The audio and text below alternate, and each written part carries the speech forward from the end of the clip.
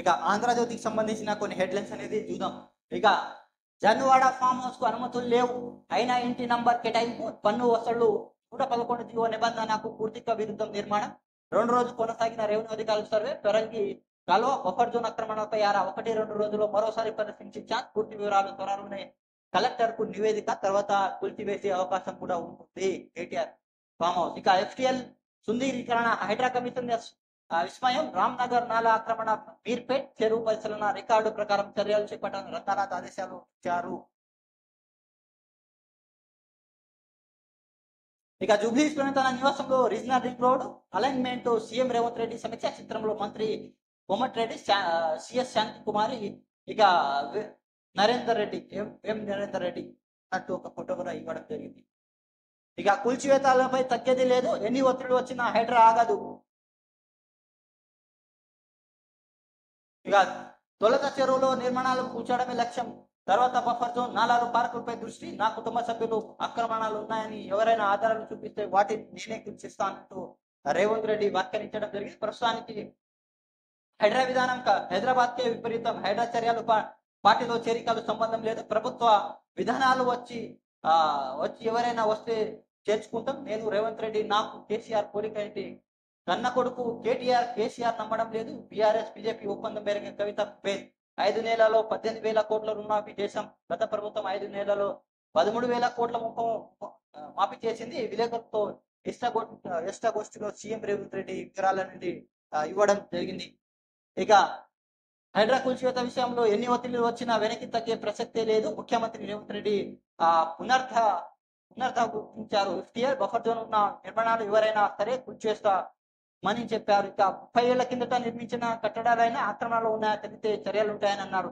బుధవారం సచివాలయ మీడియాతో సీఎం ఇష్టాగోష్ఠంగా మాట్లాడు. మొదటి చెరువులను ఆక్రమించిన కట్టిన నిర్మాణాలపై దృష్టి సారించాలని, వాటిని తొలగించిన తర్వాత బఫర్ జోన్, నాలాలు ప్రభుత్వ భూములను ఆక్రమించిన నిర్మాణాలపై తీసుకుంటామని చెప్పారు. తన కుటుంబం సభ్యులైన ఎఫ్టీఎల్ బఫర్ జోన్ నిర్మాణాలు ఉన్నాయంటే వాటిని కూడా సీఎం రేవంత్ రెడ్డి కూల్చేస్తామంటూ వ్యాఖ్యానించడం జరిగింది.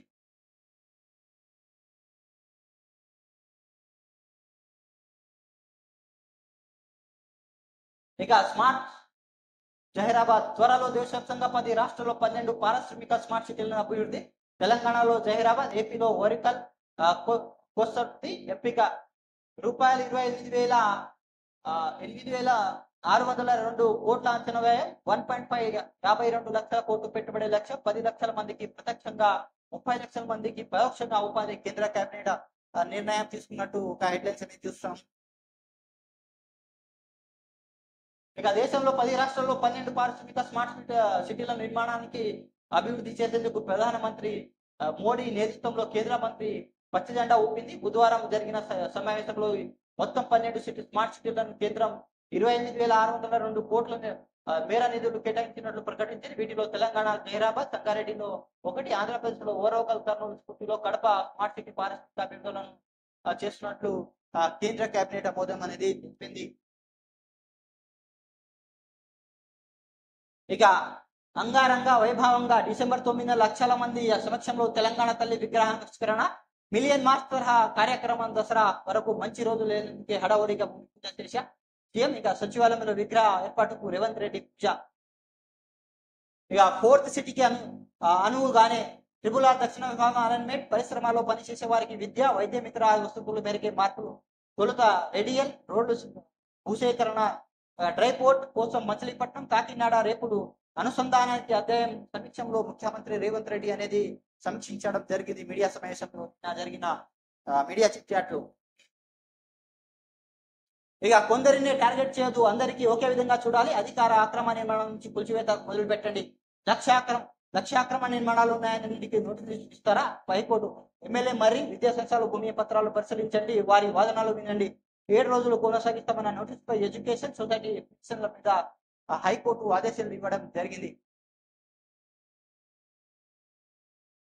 ఇక సీఎం సోదరుడికి ఇంటికి నోటీసులు. దుర్గం చెరువు ఎఫ్టీఎల్ తిరుపతి రెడ్డి ఇల్లు ఆఫీస్ 30 రోజుల్లో తొలగించాలంటూ నెక్టర్స్ డాక్టర్స్ కాలనీలు కావురి హిల్స్ వాసులకు నోటీసులు కూడా జారీ చేసినట్టు ఒక హెడ్లైన్స్ ఇవ్వడం జరిగింది. రేవంత్ రెడ్డి ఒక్కటే అన్నారు, నా సోదరుడు అయినా నా సొంత వాళ్ళు అయినా ఎవరైనా ఉంటే వాళ్ళ ఒకవేళ అది హైడ్రా నిబంధనకు బట్టి బఫర్ జోన్ కానీ ఎఫ్టిఎల్ పరిధిలో ఉంటే అది కంపల్సరీ వాళ్ళు ఆ ఇళ్లను కూల్చేస్తామంటూ గట్టిగా వార్నింగ్ అనేది ఇవ్వడం జరిగింది. సో ఎవరెవరైతే కబ్జా చేశారో ఎల్లమ్మ మండలో కానీ చాలా కబ్జా చేశారు. ఎల్లమ్మండకు సంబంధించిన కానీ ప్రగతి నగర్కి సంబంధించిన కానీ కొన్ని కబ్జాలు అనేది చాలా జరిగాయి. వాటికి కూడా త్వరలోనే కూల్చే అవకాశం ఉన్నట్టు ఉంది. ఇక జగన్ కు big shock, YCP Mopidevi good bye, రాజ్యసభకు నేడు రాజీనామా. మోపిదేవి, వెంకటరమణ, పోతులు సునీంద, బీదా మస్తాన్, ఆర్ కృష్ణయ్య త్వరలోనే టీడీపీలోకి. అదే దారిలో మరో వైసీపీ ఎంపీ బీదా మస్తాన్ రావు, అయోధ్య, రామిరెడ్డి, బాబురావు, రఘునాథ్, ఆర్ కృష్ణయ్య కూడా పార్టీలో ఉంటే భవిష్యత్తు లేదని అంచనా. ఇక వైసీపీ మిగిలిన ఎంపీ విజయసాయి రెడ్డి, నిరంజన్ రెడ్డి పార్టీ మిమ్మల్ని. పోతులు సునీత గుడ్ బై, ఇక శాసన మండలి సభ్యత్వానికి రాజీనామా చేసినట్టు హెడ్లైన్స్ అనేది ఏపీకి సంబంధించి.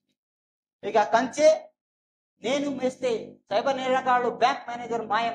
2 నెలలు 6 ఖాతాలకు నుంచి 175 కోట్ల మేర లావాదేవీలు. ఎస్బీఐ మేనేజర్ మరో నిందితుడు అరెస్ట్.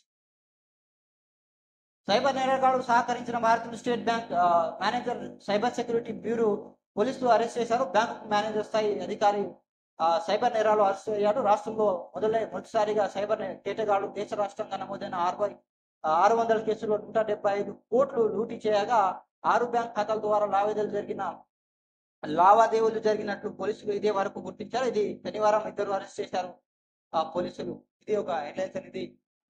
ఇక చిత్రహింసలు పెట్టారు ముంబై నటి కాదంబరి, ఆమె తల్లి ఆశ ఆవేదన. కుటుంబ సభ్యులతో మాట్లాడిన ఏపీ అధికారులు కన్నిటి పర్యటమవుతూ వివరాలు వెల్లడి. చంద్రబాబుని అరెస్ట్ చేశాం, మీరెంత అని బెదిరించాం. ఆశ జేత్వాని. కుక్కల విద్యాసాగర్ అసభ్య చిత్రాలతో వేధించారు కాదంబరి.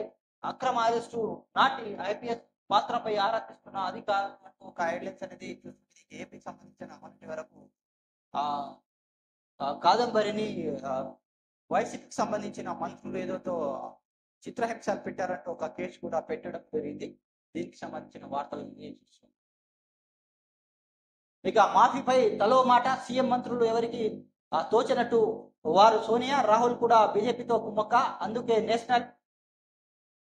నేషనల్ హెరాల్డ్ వేలిచ్చిందా కేటీఆర్ చేయి అందుకొని ఇంట్లోకి వెళ్తున్న కవిత అభివాదం. అమ్మకాలకు మొక్కి అన్నకు రాఖీ కట్టి బంజారాహిల్స్లోని తన నివాసంలో కవిత భాగవతం హారతి స్వాగతం పలికిన కేటీఆర్, సీతామణి శైలమ్మ. శంషాబాద్ విమానాశ్రయంలో గులాబీ శ్రేణులు సందడి. నేడు ఎర్రవేలిలో ఫామ్ హౌస్ తండ్రి కేసులతో భేటీ. 5.5 నెలల అన్యాయంగా జైల్లో నిర్బంధించారు. అపవాదులు నుంచి కడిగిన ముఖ్యంగా బయటకు పడతా పోరాటం కొనసాగిత ఎప్పటికైనా న్యాయం గెలుస్తుందన్న కవిత.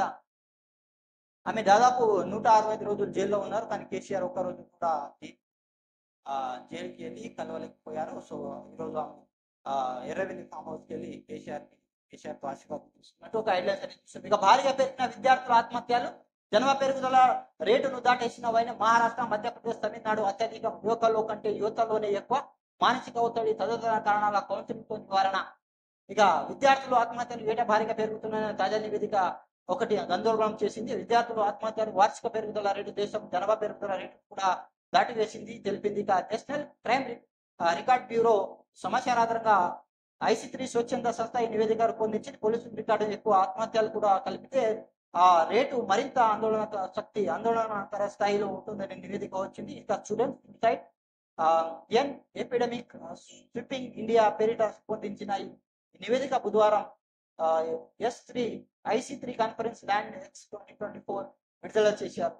సో స్టూడెంట్లు చదువు ఒత్తిడితో ఆత్మహత్యలు చేసుకుంటున్నారంటూ ఒక సర్వే వెల్లడించడం జరిగింది. సో దయచేసి ఈ చైతన్య కాలేజ్ కానీ నారాయణ కాలేజ్ కానీ విద్యార్థులకు చాలా ఒత్తిడి చేస్తాయి చదువు కోసం. వాళ్ళకు అది బట్టి పట్టిస్తారు కానీ వాళ్ళకి చదువు అనేది అర్థం చేపియారు. సో చదువు అర్థం చేపియాలి కానీ ఇలాంటి బట్టి పట్టించి వాళ్ళకు పాస్ చేపిస్తే వాళ్ళ లైఫ్కే అది వాళ్ళ లైఫ్ ఏం అవసరం ఉంటుంది, అది ప్రాబ్లం అవుతుంది. ఇది ఆంధ్రజ్యోతికి సంబంధించిన కొన్ని హెడ్లైన్స్ అనేది చూసింది. Thanks for watching RM news. Please subscribe my channel, like, comment and share. Thank you so much.